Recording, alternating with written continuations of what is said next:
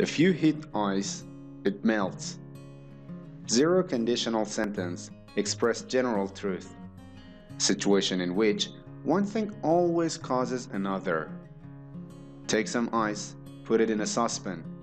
Heat the saucepan. What happens? The ice melts. It becomes water. If water reaches 100 degrees, it boils. It's always true. There can't be a different result sometimes. So, we are thinking about the result that is always true for this condition. We are not thinking about the future or the past or even the present.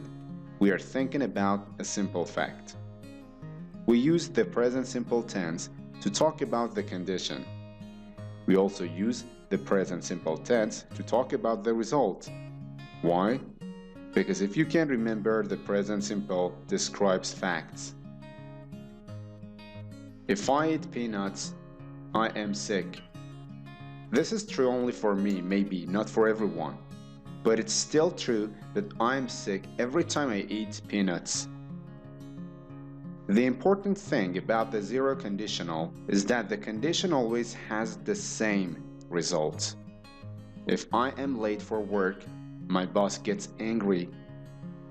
So we have the condition first, and when we write it, there is a comma after the condition, before the result. We can also change the order and first say the result and then if plus condition. So we can also say, my boss gets angry if I am late for work. My boss gets angry is the result. If I am late for work is the condition. And the meaning is exactly the same. They are just different ways of saying the same thing.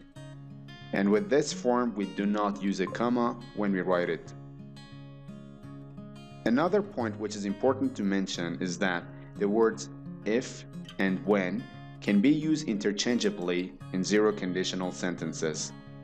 This is because the outcome will always be the same, so it doesn't matter if or when it happens. When people smoke cigarettes, their health suffers. The result of the condition is always true. Every time you smoke cigarettes, your health suffers. In general, making conditional sentences is an everyday part of your native language. We just covered the most basic one, which is type 0. Step by step, we'll learn all of them.